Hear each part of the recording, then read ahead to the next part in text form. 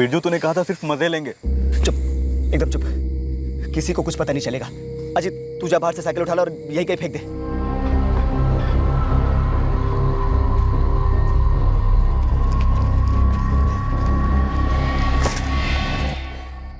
हुआ क्या था सागर, राकेश? बहादुर सिंह, त्रिभुवन सिंह, लल्लन परदेसी ने तुम दोनों पर हमला क्यों किया?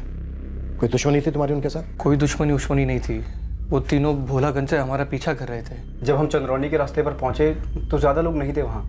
अचानक से उन्होंने ओवरटेक किया और हमें मारना शुरू कर दिया।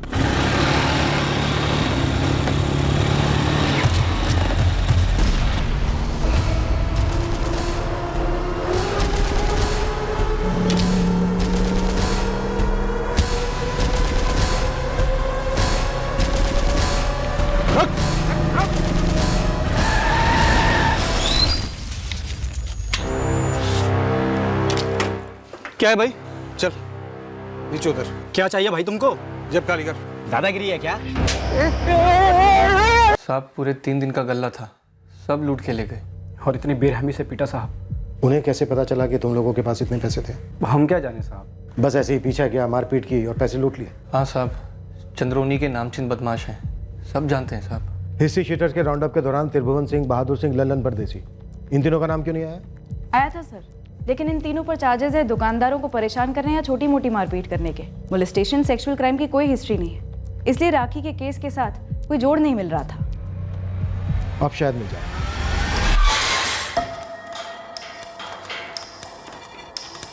अरे साहब, वो लोग झूठ बोल रहे हैं साले। पंगा उन्होंने लिया था।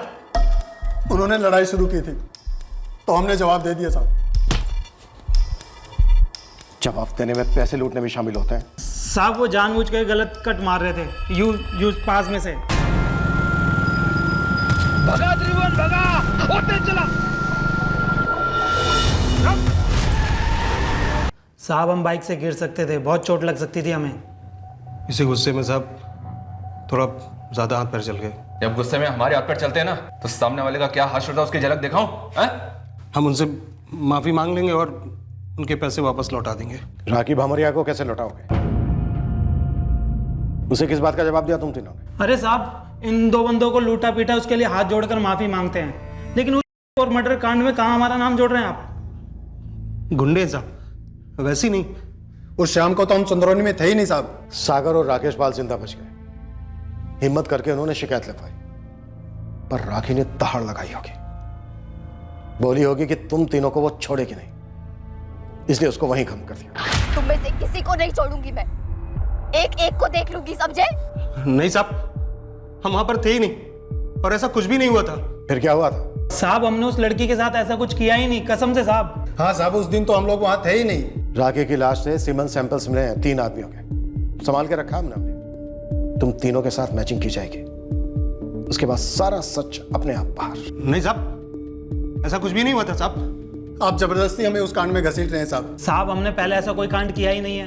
अकेली लड़की देखी और झपट पड़े उस पर, उसके बाद जो 1500 रुपए थे वो भी लूट लिए। हमने कुछ नहीं लूटा साहब, हमने कुछ नहीं किया साहब। मौका है तुम तीनों के पास, जो भी सच है बोल दो, नहीं तो हमारा डंडा सच बुलवाएगा, और अगर डंडा सच नहीं बुलवा पाया तो बाकायदा सबूत बोले।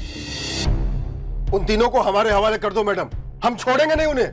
हम पहले से कहते आ रहे हैं कि उस तरफ के लोगों का काम है। हाँ मैडम जी, ये तीनों ना बड़े बदमाश है। पांडे साहब को भी मैंने बोला था कि ऐसा कर सकते हैं। अरे 2 भाई तो मेरी भी पूरे दिन की कमाई लूटी है इन्होंने। अगर ये लोग राखी के गुनहगार हैं तो हम इन्हें सख्त से सख्त सजा दिलवाएंगे। अगर ये लोग गुनहगार हैं तो ये साबित करने के लिए हमें ठोस सबूत चाहिए होंगे। और क्या सबूत चाहिए मैडम जी आपको? सागर पाल और राकेश पाल मर्द हैं, इसीलिए उन्हें लूटा और पीट कर छोड़ दिया। राखी लड़की थी तो उसके पैसे लूटे और उसके बाद उसकी इज्जत लूटी और जान से मार दिया। फांसी पर चढ़ा दो उनको। तुम तो बीच में बोलो मत सोनू, खुद औरतों को छेड़ने की भद्दी हरकत करते हो। ये कतई मत समझना कि तुम हमारे शक के घेरे से बाहर हो। हद करती है मैडम आप। पुलिस उनका पूरा का पूरा साथ दे रही है हम लोगों को दबाने के लिए। हमारे गांव की बच्ची के साथ इतना बुरा हुआ और उसका गुनाह हम लोगों पर थोपने चलिए आप। आप तो तीनों को हमारे हवाले कर दो मैडम, गांव की चौपाल पर खड़ा करके तीनों से कबूल करवाएंगे कि ये काम उन्होंने किया है।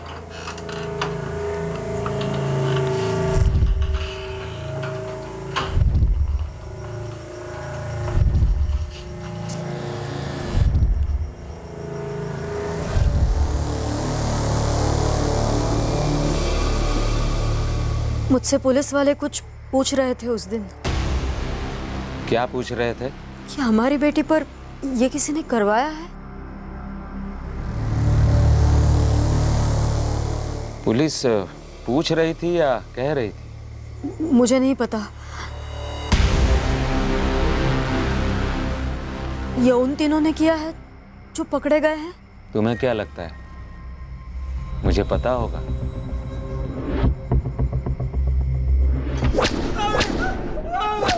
हमें लगभग यकीन था कि यही 3 राखी भामरिया के गुनहगार थे, पर इससे पहले कि हम पूरी हकीकत तक पहुंचते, मीडिया ने यह ऐलान कर दिया कि यही 3 राखी भामरिया रेप और मर्डर केस के दोषी हैं, जिसके चलते हमारी तहकीकात अब दुविधा में आ गई थी।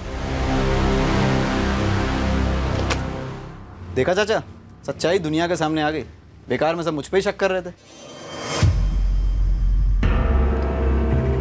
भाई ये तो समझे कि इन 3 गुंडों ने ये कांड किया था, लेकिन पुलिस कह रही है राखी 1,500 रुपए लेके निकली थी भोलागंज से।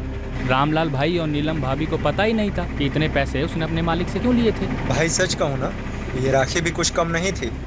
रास्ते में कुछ कहा सुनी हो गई होगी उन बदमाशों से, और मुंह फटू ने जवाब दे दिया होगा। सही कह रहे हो भैया। उन 3 गुंडों ने 2 बारी मेरे रिक्शा को भी रुका के पैसे मांगे थे, मैंने तो चुपचाप दे दिए। राखी को भी चुपचाप दे देने थे पैसे, तो शायद आज उसके साथ ऐसा नहीं होता। क्या ये कांड उस गर्मा गर्मी का नतीजा था जो उस रास्ते पर शायद राखी और उन 3 हमलावरों के बीच हुआ था? हम इस बारे में अब भी अंधेरे में थे। क्या राखी पर हमला एक सोची समझी साजिश के तहत हुआ था? ये तभी पता चलता जब वो तीनों अपना मुंह खोलते।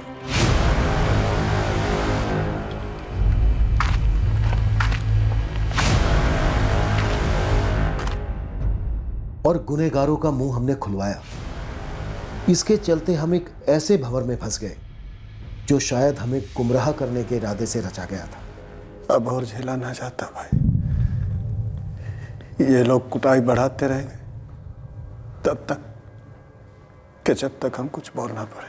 तो तुम्हें क्या लगता है क्या बोलना चाहिए? कुछ तो बोलना चाहिए, बोलना पड़ेगा।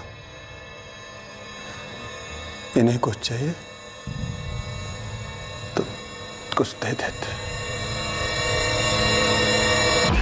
सर, त्रिभुवन सिंह, बहादुर सिंह और लल्लन परदेसी 11 सितंबर की शाम को इन तीनों के सेलफोन लोकेशन भोलागंज थी, फिर चंद्रौनी।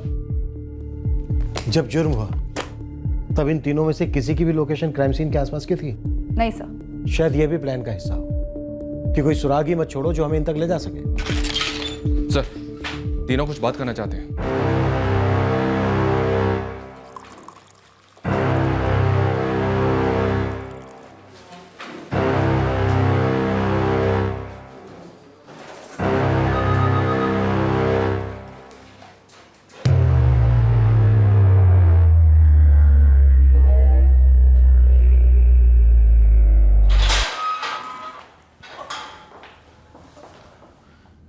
साहब, वो मर्डर के बारे में बताना है। और मर्डर? सिर्फ मर्डर? मतलब तुम तीनों ने सिर्फ मर्डर किया राखी का, बाकी कोई और 3 बंदों ने किया? नहीं साहब, हम राखी वाले केस की बात नहीं कर रहे। तो फिर किसके मर्डर की बात कर रहे हो? वो गुफरान मिर्जा का साहब। गुफरान मिर्जा कौन है? यही चंद्रौनी का रहने वाला था, किसान था।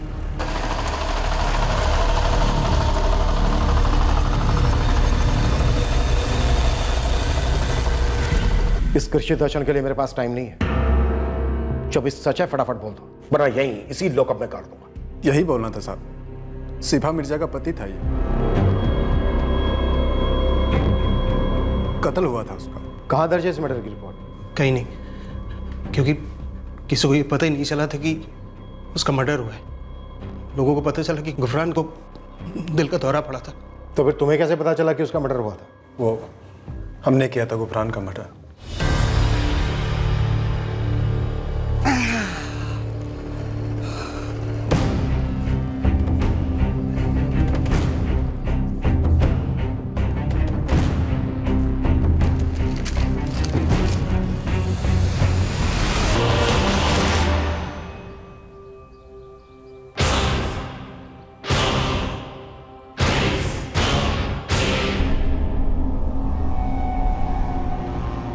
गुफरान मियाँ, गुफरान मियाँ, अरे कोई है मदद करो। गुफरान मियाँ को दिल का दौरा पड़ा है। शिफा मिर्जा ने हमें 50,000 रुपए दिए थे अपने पति को मारने के लिए। साहब सबने मान लिया गुफरान की मौत दिल का दौरा पड़ने से हुई है और उसे दफना दिया गया। और उसके साथ ही सारे मामले भी दफन हो गए, किसी को कोई शक भी नहीं हुआ। कब की बात है ये? 1 साल हो गया साहब। पूरे 1 साल के बाद तुम लोगों का ज़मीर जागा, वो भी तब जब राखी भामरिया रेप और मर्डर केस में तुम लोगों का पर्दाफाश होने को है। मालिक, हमने राखी भामरिया के साथ कुछ नहीं किया, कसम से कह रहे हैं। साहब हम सब फंस गए यहाँ पे साहब। हम मानते हैं साहब कि हम लोगों को लूटते हैं, उनसे पैसे वसूलते हैं। हमने सागर और राकेश को भी लूटा, आज तक हमने किसी लड़की की इज्जत नहीं लूटी साहब। साहब आज तक हमने एक ही मर्डर किया है, वो भी गुफरान का, और वो भी साहब सामने से शिफा मिर्जा ने 50,000 रुपए देते इसलिए किए। राखी की सुपारी कितनी की थी और किसने दी थी? अरे साहब जब सुपारी ली ही नहीं तो कैसे बताएं? 1 साल बाद 3 गुनहगार एक दूसरे जुर्म के लिए पकड़े गए थे। पूरी संभावना थी कि वो राखी के गुनहगार भी हो सकते थे, पर तीनों सामने से एक दूसरे जुर्म को कबूल रहे थे। हमें शक था कि एक चाल थी हमें गुमराह करने की, और एक सवाल यह भी था कि क्या गुफरान मिर्जा के कत्ल की खबर सच भी थी या नहीं। झूठ बोल रहे वो लोग साहब। मेरे शौहर की मौत दिल का दौरा पड़ने से हुई थी, मैं खुद वहां मौजूद थी। सरासर झूठ बोल रहे वो लोग। वो लोग झूठ क्यों बोलेंगे शिफा? 1 साल में चंद्रौनी गांव में कितने लोगों की मौत हुई होगी, और वो सिर्फ तुम्हारे शौहर के बारे में ही झूठ क्यों बोलेंगे? मैं क्या जानूं साहब, सारी दुनिया जानती कि राखी के केस में पकड़े गए वो लोग, तो हो सकता है ना अपने आप को बचाने के लिए वो कोई मनगढ़ंत कहानी बना रहे होंगे। इसमें बेकार में मुझे घसीट रहे हैं। गुफरान शिफा को तलाक देकर मुझसे निकाह करने वाला था, क्योंकि शिफा को बच्चे नहीं हो रहे थे। मैं चौंक गई जब मुझे पता चला कि गुफरान की दिल का दौरा पड़ने से मौत हो गई। हुमायरा, तुम्हें पहले से शक था कि गुफरान की मौत दिल का दौरा पड़ने से नहीं हुई थी? यकीन, पहले दिन से यकीन था कि दाल में कुछ काला है, पर किसी ने मेरी बातों पर भरोसा नहीं किया। अब जाकर सारा का सारा सच सामने आ रहा है।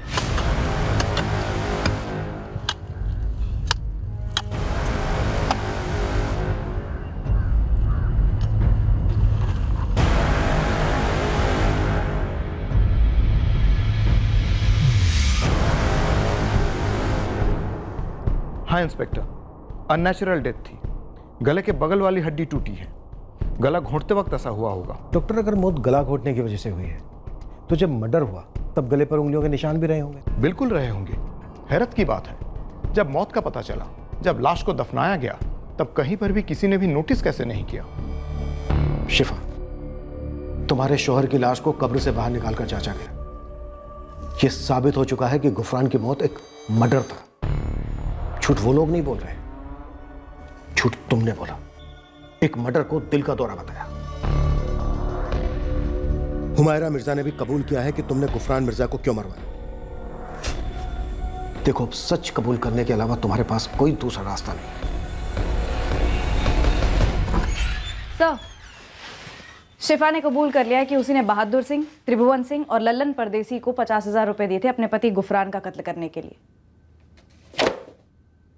अब केस बनेगा, FIR दर्ज होगी, चार्जशीट फाइल होगी। पर इन तीनों ने इस गड़े मुर्दे को क्यों उखाड़ा? राखी के केस को दफनाने, उससे बचने? सर, तीनों को काफी तोड़ा, लेकिन तीनों के तीनों उसी बात पर अड़े कि राखी के केस से उनका कुछ लेना देना नहीं है। सर, मुझे लगता है कि वो लोग जानते हैं कि गुफरान मर्डर केस में उन्हें जो सजा हो सकती है उससे कहीं ज्यादा कड़ी सजा उन्हें राखी रेप और मर्डर केस में होगी, क्योंकि ये केस आजकल इतनी चर्चा में जो है। शायद इसलिए गुफरान वाला केस हमें परोस दिया। सोचा होगा 1 साल पुराने केस में सबूत जुटाने में समय लगेगा, तब तक कोर्ट में बेल होती रहेगी और फिर पैतरा बदल कर निकल जाएंगे। काफी शातिर गेम खेल रहे हैं सर ये तीनों। जल्दी हमें इन तीनों को अदालत में पेश करना होगा, और चूंकि राखी के केस में हमारे पास कोई ठोस सबूत नहीं है इनके खिलाफ, पूरे चांसेस हैं कि गुफरान मिर्जा के केस में उन्हें जुडिशियल कस्टडी में भेज दिया जाए। फिर राखी और मर्डर केस में इन तीनों से पूछताछ करने के लिए इनकी दोबारा कस्टडी हम किस बेसिस पे मांगे? काफी शातिर चाल है। अगर देखा जाए तो गुफरान मिर्जा के केस में उसकी पत्नी शिफा ने उसके कत्ल की सुपारी इन तीनों को दी थी। हो सकता है सर राखी के केस में भी ऐसा ही कुछ हुआ हो। अगर वाकई में ऐसा है तो हमारे पास एक ही संदिग्ध है जिसके पास कारण था राखी को मारने का। शायद वो खुद नहीं कर पाए, इसलिए सुपारी उसने इन तीनों को दे दी।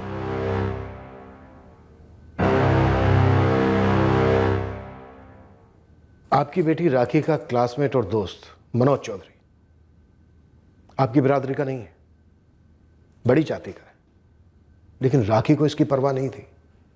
राखी और मनोज दोस्त थे। पिता के तौर पर काफी मुश्किल रहा होगा आपके लिए बेटी का इतने आजाद ख्यालात का होना, अपने फैसले खुद करना, फिर चाहे वो नौकरी करना हो, साइकिल खरीदना हो, या साइकिल चलाकर 10 किलोमीटर दूर नौकरी पर जाना, या फिर आगे की पढ़ाई के लिए दिल्ली जाने जितना बड़ा फैसला लेना। राखी सबके खिलाफ जाकर समाज के सभी दायरे तोड़कर आगे बढ़ रही थी। ये बात चुभती तो होगी आपको। कुछ बातें चुभती थी साहब, बहुत चुभती थी। समाज में बेटे से ही सारी उम्मीदें की जाती है, आपको भी होंगी अपने बेटे से। पर जब राखी पैदा हुई तब आपने सोचा भी होगा कि काश पहला बच्चा लड़का होता। राखी पर लगाम लगाना काफी मुश्किल हो गया था आपके लिए, सही बात है ना रामलाल जी? अपनी लगाम वो खुद अपने हाथ में पकड़ के रखती थी साहब। जब मैं ड्यूटी से लौटता था ना, तो पानी लेकर दौड़ती हुई आती थी, अपने माँ के काम में हाथ बटाती थी, अपने भाई के पढ़ाई में मदद करती थी, घर खर्च में भी मदद कर रही थी। एक जिद थी उसमें। मुझे लगता था ये जो आगे पढ़ने का, नौकरी करने का भूत सवार है उसके ऊपर, कुछ महीनों में उतर जाएगा। लेकिन नहीं, उसने मुझे एक बार फिर से गलत साबित कर दिया। राखी मेरे जैसी नहीं थी साहब। मैं तो ये सोचकर बड़ा हुआ हूं कि मैं किसी की बराबरी नहीं कर सकता, या तो बड़े लोगों की मदद मिले या फिर सरकार की। लेकिन मेरी बेटी राखी, उसे किसी की मदद नहीं चाहिए थी। उसे जो कुछ भी चाहिए था अपने बलबूते पर हासिल करना चाहती थी साहब। राखी जिस शाम घर नहीं लौटी, आपने ये नहीं सोचा कि पुलिस में खबर करनी चाहिए? अगले दिन सुबह राखी को ढूंढने निकले, रात भर सिर्फ इंतजार किया। मुझसे ही गलती हो गई साहब। मुझे उसी शाम शिकायत दर्ज करवा देनी चाहिए थी। मुझे उसकी चिंता थी, लेकिन भरोसा भी था साहब कि राखी अपना ख्याल खुद रख सकती है। मैंने तो सोचा भी नहीं था साहब कि राखी के साथ ऐसा कुछ हो जाएगा। मैंने तो सोचा था कि किसी काम से रुक गई होगी कहीं। रात भर? क्या दिन क्या रात साहब, तब कुछ पता ही नहीं चला। मानता हूं कि मुझसे गलती हुई है साहब, लेकिन आप लोग जैसा सोच रहे हैं ना, वो भी गलत है। मैं अपनी बेटी की जिद और खुली सोच से गुस्सा नहीं था, मुझे उसकी फिक्र थी। मैं जानता हूं साहब, आप लोग मुझ पे ही शक कर रहे हैं कि मैंने उन तीनों को पैसे दिए राखी को मारने के लिए। अब इस पे मैं क्या बोलूं साहब? वैसे आप सही कह रहे थे साहब। नीलम जब पेट से थी, मैंने लड़का ही चाहा था, लेकिन राखी पैदा हुई। राखी के पैदा होने से मैं दुखी नहीं हुआ था साहब। वो मेरा खून थी, मेरी अपनी बेटी थी वो। और मैं अपनी बेटी राखी के लिए इंसाफ चाहता हूं साहब। जिसने भी मेरी बेटी के साथ ये सब किया है, आप बस बता दीजिए कि पक्का इन्हीं लोगों ने किया है। अकेले सबको मार डालूंगा साहब,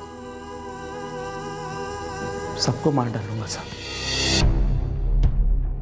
हमारी टीम को नाकाम बताकर इस केस से निकालने की मांग के मचे शोर के बीच हमने हमारे तीनों मुख्य संदिग्ध त्रिभुवन सिंह, बहादुर सिंह और लल्लन परदेसी के बाकायदा परमिशन लेकर पॉलीग्राफ टेस्ट करवाया।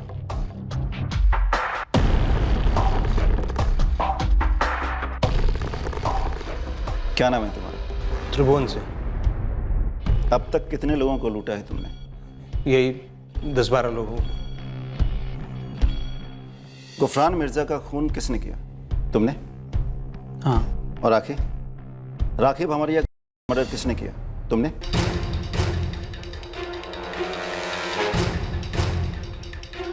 नहीं। क्या राखी भमरिया का मर्डर लल्लन परदेसी और बहादुर सिंह ने किया? नहीं। हमें सच की उस एक किरण की तलाश थी जो हमें इन तीनों के खिलाफ तहकीकात आगे बढ़ाने की राह दिखाती। सर, पॉलीग्राफ टेस्ट के रिजल्ट तो नेगेटिव आए हैं। किसी भी सवाल पर डगमगाए नहीं। जो टेस्ट के पहले कहते आए थे वही टेस्ट के दौरान कहना, मतलब सर लगता नहीं झूठ बोल रहे। पूरे 1 साल तक कत्ल के राज को दबाए बैठे थे और जब राखी भामरिया केस में फंसने वाले थे तो ऐन मौके पर आकर उगल दिया। पॉलीग्राफ टेस्ट कोई पत्थर की लकीर नहीं है। शातिर क्रिमिनल्स उसे भी बीट कर देते हैं। फिर भी सर, राखी भामरिया केस में इस वक्त हमारे पास इन तीनों के खिलाफ कुछ भी नहीं है। शायद राखी का रेप और मर्डर इन तीनों ने नहीं किया, या शायद किया हो जैसा कि आपको शक है, पर बतौर सबूत आपके पास कुछ नहीं है इंस्पेक्टर, क्योंकि कोई चश्मदीद गवाह भी तो नहीं है इस घटना का। हमें एक ब्रेक थ्रू की सख्त जरूरत है अमृता। राखी के मर्डर को लेकर जो शोर मचाया जा रहा है, मुजरिम उन्हीं शोर मचाने वालों में से कोई हो सकता है। शोर तो पूरा गांव मचा रहा है। कल रास्ता रोको मुहिम छेड़ दी थी, आज असेंबली के बाहर धरना दे रहे हैं। केस को हमसे लेकर सीबीआई को सौंपने की मांग कर रहे हैं। ये सोनू साहू हमारा सबसे पहला सस्पेक्ट था। ईव टीजिंग की हिस्ट्री रही है, पर राखी के केस में कुछ मिला नहीं था इसके खिलाफ। फिर भी हमारी रडार से बाहर नहीं है। गवाह ढूंढिए इंस्पेक्टर, कोई चश्मदीद गवाह। कोई गवाही तो नहीं है अमृता। ये कहिए कोई सामने नहीं आया है, पर होगा जरूर। अब ऐसे ही तो किसी को नहीं धर सकते, कोई तो लीड होनी चाहिए इसके लिए। इंस्पेक्टर, मैंने इस केस को थॉरली स्टडी किया है। भोलागंज से चंद्रोनी अपने घर आ रही थी राखी। चंद्रोनी में रेलवे स्टेशन है। भोलागंज से कई लोग चंद्रोनी स्टेशन आते हैं मिठीपुर जाने के लिए, जहां काफी सारी छोटी बड़ी फैक्ट्रीज हैं। राखी 5:30 बजे भोलागंज में अपनी दुकान से निकलती है अपने घर जाने के लिए अपनी सहेली नीतू के साथ। यहां दुकान से इस पॉइंट तक करीब 20-25 मिनट लगे होंगे उन्हें साइकिल पर, जहां से दोनों अलग अलग होती है अपने अपने घर जाने के लिए। इस पॉइंट से क्राइम सीन तक करीब 25-30 मिनट लगे होंगे उसे साइकिल पर। राखी अकेली साइकिल चलाती हुई इस पॉइंट तक पहुंचती है। 5:30 बजे भोलागंज से निकली अपने घर जाने के लिए, 20-25 मिनट नीतू के साथ, 25-30 मिनट अकेली, 45-50 मिनट टोटली, यानी राखी क्राइम सीन तक 6:15-6:20 तक पहुंचती है। इस वक्त ये साइकिल यहां नहीं होनी चाहिए थी। साइकिल को यहां होना चाहिए था, रोड पर। अमृता, आप सजेस्ट कर रही हो कि इस 30 से 45 मिनट के दौरान किसी ने देखा होगा? हाँ, मुझे पूरा यकीन है। जैसे मैंने कहा, पास में मीठीपुर में फैक्ट्रीज है। वर्कर्स की शाम की शिफ्ट खत्म होती है उस वक्त। इन 30 से 45 मिनट के बीच वहां से कोई गुजरा ना हो, ना कुछ देखा हो, चीखे तक ना सुनी हो, नामुमकिन। कोई तो जरूर होगा, पर सामने नहीं आ रहा। फिर सिर्फ एक ही क्यों? एक से ज्यादा लोग हो सकते हैं जिन्होंने देखा हो, सुना हो, पर रिपोर्ट नहीं की। पर आपको उनमें से किसी एक को ढूंढ निकालना है इंस्पेक्टर। चंद्रोनी स्टेशन पर रुकने वाली ट्रेन के टाइमिंग चेक कीजिए। कौन सी ट्रेन कहां से आती है और इस टाइम के आसपास वहां रुकती है। भोलागंज से कौन रेगुलर अप डाउन करता है जो इन 45 मिनट के बीच चंद्रोनी और भोलागंज के रास्ते से रोजाना गुजरता होगा। अंत में हमें पता चलने वाला था कि राखी भामरिया पर हमला करने वाले भी 3 लोग थे, पर उन तक पहुंचने से पहले हम उस एक शख्स को ट्रैक करने में लगे हुए थे जो इस भयंकर जुर्म का चश्मदीद गवाह था।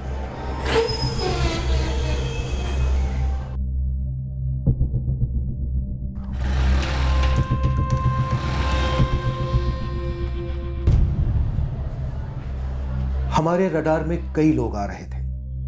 हमें नहीं पता था कि हमें कितने लोगों से पूछताछ करनी होगी, कौन झूठ बोलेगा, कौन सच।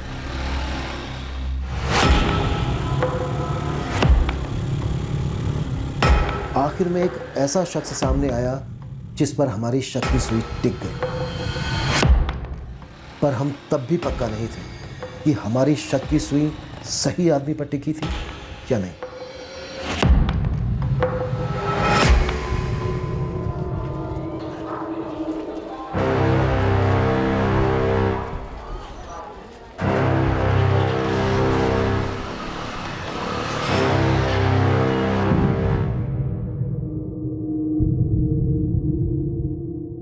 आप लोग क्या जानना चाहते हैं मुझसे?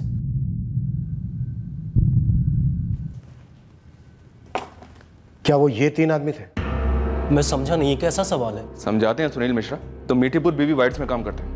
तुम्हारी शिफ्ट सुबह 9 बजे शुरू होती है। तुम बिना चूके 8:15 बजे चंद्रौनी स्टेशन पहुंचते हो। 8:25 की शटल लेकर मीठीपुर जाते हो। शिफ्ट खत्म होती है शाम को 5 बजे। मीठीपुर स्टेशन से 5:15 की शटल लेकर तुम 5:45 बजे पहुंचते हो चंद्रौनी स्टेशन। फिर चंद्रौनी से अपनी बाइक पर अपने घर जाते हो भोलागंज। और 11 सितंबर को भी तुम रोज की तरह काम से लौटे। शाम को चंद्रौनी से भोलागंज पहुंचे, नामदेव की दुकान से पान खाया, कलकत्ता सादा कतली सुपारी, और उस समय बजे थे 6:45। तुम चंद्रौनी से भोलागंज यहां इस रास्ते से होकर गए हो, क्योंकि यही एक रास्ता है बाइक के लिए। क्या तुम भी शामिल हो इस कांड में? नहीं नहीं, ये क्या नाप शनाप बोले जा रहे हैं सर आप। मैं एक साधारण सा मजदूर हूँ, घर परिवार है मेरा, और आप सोच भी कैसे सकते हैं कि मैं। ठीक है, तुम एक अच्छे भले आदमी हो, मेहनती हो, फोरमैन हो पैकिंग डिपार्टमेंट में, सब ठीक है। तुमने कांड में हिस्सा नहीं लिया, पर कांड होते वक्त तुम यहां से गुजरे जरूर थे, तो तुमने कुछ ना कुछ देखा भी होगा। सुनील, तुमने जुर्म होते हुए देखा है ना? तुम्हारी शक्ल साफ बता रही है कि तुम हमसे कुछ छिपा रहे हो। सर मैंने कुछ नहीं देखा सर। मैंने अखबार में पढ़ा था कि इस जगह पे कांड हुआ था। जो तुमने देखा था? मैंने कुछ नहीं देखा सर। सर मैंने बस उसकी चीखें सुनी थी। लड़की की चीखें थी? जी, मैंने उसकी चीखें सुनी। समझ नहीं आ रहा था क्या करूं क्या नहीं। मैंने उसकी साइकिल भी देखी, रास्ते पर पड़ी थी, डर गया था। खेतों में से चीखने की आवाजें आ रही थी। मुझे पता नहीं था कितने लोग होंगे। सर मैं बहुत ज्यादा डर गया था सर, और भाग गया वहां से। साइकिल रास्ते से लगकर पड़ी हुई थी? जी। क्या वो ये साइकिल थी? जी यही थी। दिखाओ, कहां पड़ी हुई थी साइकिल? सर यहाँ पर। कितने लोग थे वहां? तुमने देखा उन्हें? सर मैंने किसी को नहीं देखा सर। एक दिन बाद अखबार में पढ़ा, मुझे बहुत शर्म महसूस हुई। कुछ नहीं कर सका। कम से कम आप लोगों को फोन कर देना चाहिए था। सर लानत है मुझ पे। पछताने के लिए अब काफी देर हो चुकी है सुनील। अब बस तुम इतना बता दो कि कौन लोग थे। क्या वो ये तीनों थे? सर मैंने किसी को देखा ही नहीं, तो कैसे बताऊं? जैसा कि मैंने कहा था, साइकिल को रोड से उठाकर खेतों के अंदर क्राइम सीन पर रखा गया होगा, लाश के पास। ये इस मकसद से किया होगा कि रात को रोड पर अप डाउन करने वाले किसी की नजर में ना आए, और अगले दिन सुबह आसपास के खेत मजदूरों के आने तक इस कांड की खबर किसी को ना हो। अगले दिन खेतों पर मजदूरों के पहुंचने से पहले ही राखी के पिता रामलाल और उसका छोटा भाई रमेश पहुंच गए थे। अगर साइकिल रोड पर ही पड़ी रहती रात भर, तो वो रात को ही रामलाल भामरिया की नजर में आ गई होती। मैंने उसकी स्टेटमेंट में पढ़ा है कि वो रात को अपनी बेटी राखी को ढूंढने के लिए निकला था। हमने रामलाल को संदिग्धों की लिस्ट से लगभग निकाल ही दिया अमृता। तो फिर रामलाल से दोबारा क्वेश्चनिंग कीजिए इंस्पेक्टर। पूछिए उससे कि जब वो अपनी बेटी की खोज में निकला था, क्या रास्ते में उसे कोई मिला था? क्या उसने किसी से पूछा था राखी या उसके साइकिल के बारे में? जब मैं यहाँ पहुंचा अंधेरा हो चुका था, 7 साढ़े 7 बज चुके थे। रास्ते में मैं किसी से नहीं मिला। जब आप ढूंढने निकले थे तब आपने सबसे पहले किससे पूछा था राखी के बारे में? मैडम, जैसा कि मैंने आपको पहले भी बताया है कि मैं सबसे पहले शिफा मिर्जा के घर गया। सोचा राखी वहाँ टीवी शीवी देखती होगी। नहीं, आपने कहा था कि आप 8:30 बजे तक राखी को ढूंढ रहे थे। अब आप हमें यह बताइए कि जब आप राखी को रोड पर ढूंढ रहे थे तो सबसे पहले आपने किससे पूछा था राखी के बारे में? पूछता किससे साहब? रोड पर एक आदमी नहीं था। फिर मैं चंद्रौनी स्टेशन गया, वहां पर मैंने बिरजू के रिक्शा को जाते देखा।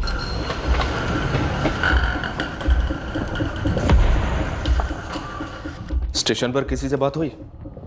हाँ, स्टेशन पर अपने गांव का कैलाश बोझी मिला था। कैलाश, राखी को कहीं देखे क्या? नहीं रामलाल जी, क्या बात है? घर नहीं लौटी अभी तक। तो यहाँ स्टेशन पे क्यों ढूंढ रहे हैं? कहीं जाने वाली थी वो? भगवान जाने कैलाश, राखी अभी तक घर नहीं लौटी है। भोलागंज से 5:30 बजे ही निकल चुकी थी। वहाँ से मैं बिरजू रिक्शा वाले के घर गया।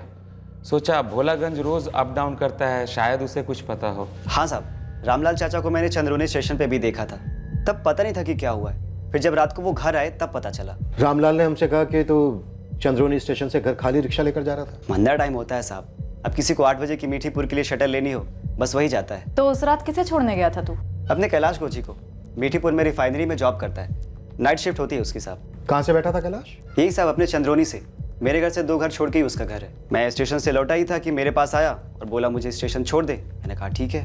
देख बिरजू, हम काफी कुछ पता करने के बाद, टटोलने के बाद तुमसे ये सवाल कर रहे हैं। हमें काफी कुछ पता है। क्या क्या पता है साहब? हमने चंद्रोनी स्टेशन पर रोजाना आने जाने वालों पर नजर रखी हुई थी, कब आते हैं कब जाते हैं। हमें पता चला ये कैलाश गोजी तो रोज 5:45 की मीठीपुर के लिए शटल लेता है।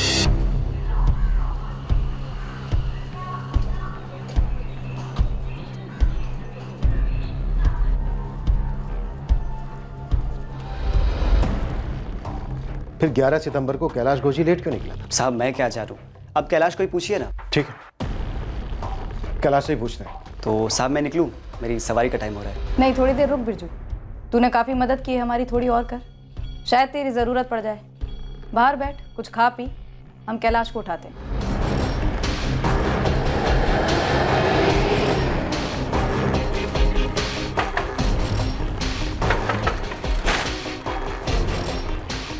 जी ललित कनौजिया हमारे साथ चलो चंद्रोनी थाने। लेकिन क्यों? 11 सितंबर के बारे में बात करनी है। साहब वो दरअसल मेरी तबीयत ख़राब थी और उस दिन जाने का प्लान भी नहीं था। फिर सोचा कि अगर नहीं गया तो मालिक मचमच करेगा और एक दिन का पगार भी काट लेगा, तो लेट से ही सही लेकिन मैं गया। तो तूने 8 बजे की मीठीपुर के लिए शटल ली चंद्रोनी स्टेशन से? जी, और तभी रामलाल जी भी मिले मुझे स्टेशन पे। जी हम जानते हैं, पर तू ये नहीं जानता कि हम और भी कुछ जानते हैं। क्या साहब? तू तो रोज़ 5:45 बजे की शटल लेता है ना चंद्रौनी स्टेशन से? जी मैडम।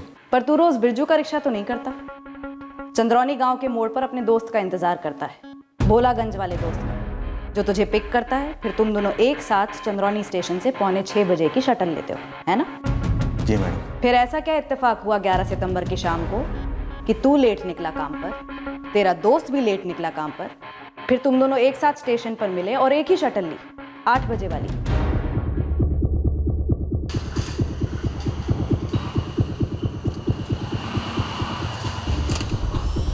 कैलाश तो कुछ बताना भूल तो नहीं रहा है? नहीं साहब, क्या बोल सकता हूँ? यही कि ललित कनौजिया का फोन आया था तुझे शाम को 5 बजे? हाँ साहब, मैंने उस दिन 8 बजे की शटल ली थी मीठीपुर के लिए। मतलब काम पर लेट जाने का प्लान साथ में बना था? प्लान? कैसा प्लान सर जी? मुझे ज़रूरी काम निकल आया तो मैंने कैलाश को फ़ोन किया शाम 5 बजे। हाँ कैलाश, मेरी राह मत देखना, मैं 5:45 की शटल से नहीं आ पाऊंगा। मुझे बिजली का बिल भरना है और 3-4 काम भी निपटाने। मैं 8 की शटल से आ पाऊंगा। कोई बात नहीं ललित, मैं स्टेशन पैदल ही चला जाऊंगा, रात को ड्यूटी पे मिलते हैं, ठीक है? मुझे लगा था कैलाश रोज की तरह 5:45 वाली शटल से गया होगा, लेकिन जब मैं 8 बजे वाली शटल के लिए चंद्रोनी स्टेशन पहुंचा तो कैलाश को देख थोड़ा चौंक गया। अरे कैलाश, तू भी लेट निकला? हाँ वो लेट हो गया, वो काम में फंस गया था इसलिए लेट हो गया। वो बिरजू है ना अपना, वो रिक्शा वाला, उसने अभी अभी मुझे स्टेशन छोड़ा। अभी याद आया ललित का फोन? हाँ साहब, अभी याद आया। कुछ और याद दिलाएं? उस दिन भी तू ऐसे ही हिला हुआ था, ललित ने पूछा भी था तुझसे। तू ठीक तो है ना कैलाश?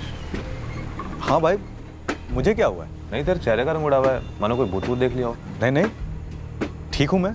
कैलाश काफी परेशान लग रहा था उस दिन, मैंने सोचा कोई घरेलू परेशानी होगी। उस शाम को भोलागंज चंद्रौनी रोड पर राखी भामरिया के साथ जो कांड हुआ उसके बारे में कुछ बोला कैलाश ने? कुछ भी नहीं साहब, एक शब्द नहीं। और उस रात ड्यूटी पर भी काफी परेशान लग रहा था वो। जब उल्टा लटका कर डंडे मारेंगे ना तो झेल नहीं पाएगा, तो हड्डियां टूटेंगी तेरी, जिंदगी भर के लिए खाट पकड़ सकता है। मौत से बदतर जिंदगी होगी तेरी। वो मैं सब। क्या साहब? सीधा सीधा बोल, कौन कौन शामिल था तेरे साथ उस दिन कांड में? मैडम मैं तो बस स्टेशन जा रहा था, मुझे इन सब में घसीटा गया है। किसने घसीटा तुझे कैलाश?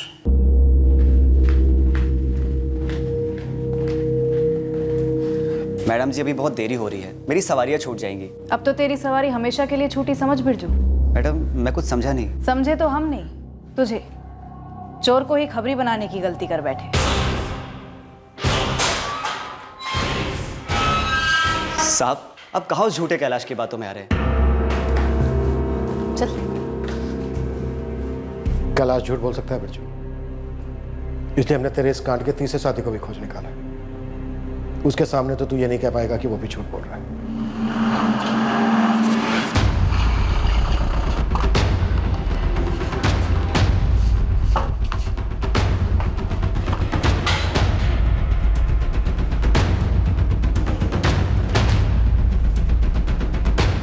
अब बोल बिरजू, तेरा इमाम मेरा भाई अजीत भामरिया तो झूठ नहीं बोलेगा ना? साहब अब जिससे चाहे जो बुलवा सकते हैं। हम भी राखी के ही जात के हैं, छोटी जात के हैं, इसलिए आप हमें फंसा रहे हैं और असली गुनहगारों को तो आप छोड़ रहे हैं, हमें दबोच रहे हैं। दबोचना तो तू चाहता था राखी को, क्योंकि वो तेरे से कई गुना ज्यादा मेहनती थी, होनहार थी। और ये जात पात का नाटक बंद कर। भयंकर गुनाह किया तुम लोगों ने। सब मेरी बात चुप! तू अच्छी तरह से जानता था कि तू राखी का अकेले कुछ नहीं कर पाएगा, चीर कर रख देगी तुझे। इसलिए तूने अपने साथ इन दोनों कायरों को भी मिलाया, पहले अजीत को और फिर कैलाश को। हाँ साहब सही बोल रहे हैं आप। राखी अपने औकात से आगे बढ़ने लगी थी, पता नहीं अपने आप को क्या समझने लगी थी।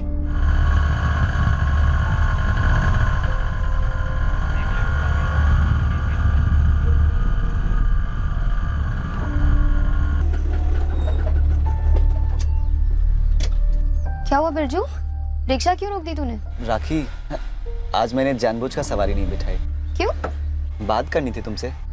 अच्छा जो भी है जल्दी बोलो, मुझे ना देरी हो रही है। स्कूल में मैंने तुम्हें बताया था कि मैं तुम्हें पसंद करता हूँ। और मैंने भी तुझे बताया था ना बिरजू कि मुझे तुझमें कोई दिलचस्पी नहीं है। पर क्यों, क्या खराबी है मुझमें? हाँ एक ही जात के हैं और अच्छा खासा कमा भी लेता हूँ, खुश रखूंगा तुम्हें। मैं वैसे ही बहुत खुश हूँ, तू रिक्शा चालू कर। देख राखी इतना हवा में मत उड़, और ये तू डिग्री वगैरह ले भी लेगी ना तो अभी दूसरे जात के लड़के मुड़ के नहीं देखेंगे। तू भी मत देखना, मुड़कर आगे देख और रिक्शा चला। बोला ना मैंने देर हो रही है मुझे। इस गुरूर के चक्कर में देर ना हो जाए, पता चला कहीं और मैं किसी के साथ सेटल हो गया और तेरी किस्मत में अपनी बिरादरी का कोई बुढ़ा काका आ जाए। मतलब तू नहीं चलेगा? मैं जा रही हूँ। राखी राखी सुन, कल तक सोच समझ के जवाब दे देना, ठीक है? रामलाल चाचा से बात करने आएंगे मेरे माँ बाबा। अरे राखी रुक तो, अरे 10 किलोमीटर चल के जाएगी क्या? आजा छोड़ देता हूँ। लेकिन सिर्फ रिक्शा चलेगा, तेरी जुबान नहीं, समझा? समझा। मैंने राखी को कभी गंदी नजर से नहीं देखा साहब, दिल से प्यार किया। शादी के लिए पूछा था, शादी के लिए साहब, लेकिन वो नक्शड़ी, इतना गुरूर था उसको, घुस गई बात दिमाग में कीड़े की तरह कि गुरूर तोड़ना है साली का। समझना था उसको कि लड़की है, लड़की की तरह रहना सीखे।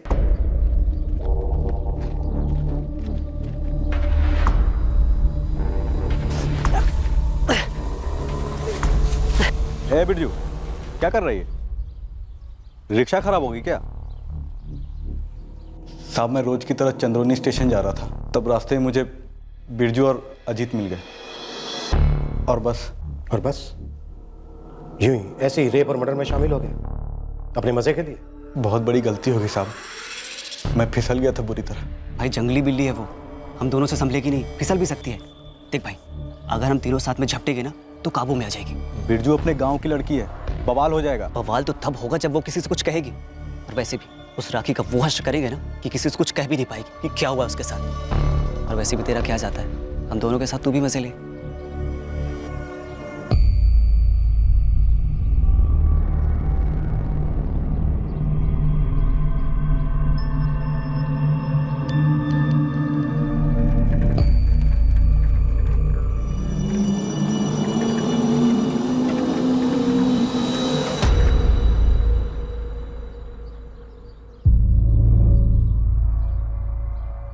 क्या है रे बिरजू?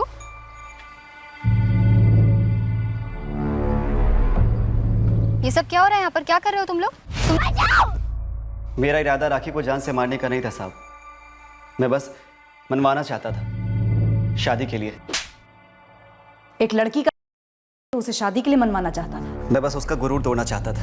मैडम ये बिरजू ने मुझसे बोला था कि बस इतना ही करेंगे और उसके बाद शादी के लिए मनवाएंगे। ये मर्डर वर्डर करने वाला ये मुझे मालूम ही नहीं था। सब रेप के लिए राजी हो गया तू, लेकिन मर्डर से आपत्ति थी। इतना दयालु है तू, इतनी इंसानियत भरी थी अंदर कूट कूट कर। साहब उसको मारने में मेरा कोई हाथ नहीं था साहब। फट गई होगी तेरी, जब इस घिनौनी हरकत के बाद भी राखी तेरे सामने डट कर खड़ी रही और बोला होगा उसने कि वो तुझे छोड़ेगी नहीं। देख राखी, मैं अब भी तुझसे शादी करने के लिए तैयार हूँ, लेकिन ये जो तेरा गुरूर था ना, मुझे बस उससे दिक्कत थी।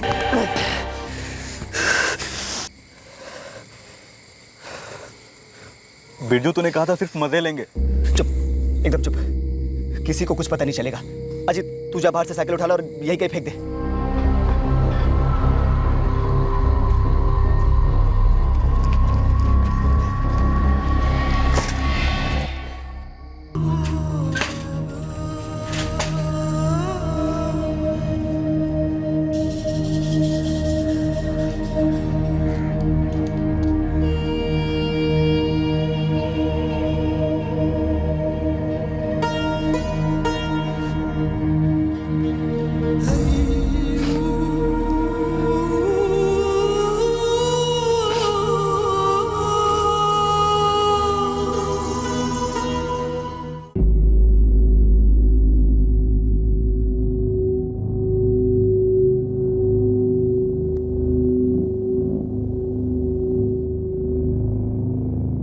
राखी के घर वाले और पूरा गांव दंग रह गए ये जानकर कि राखी के गुनहगार ऐसे लोग थे जिन्हें राखी और पूरा गांव इतने करीब से जानते थे।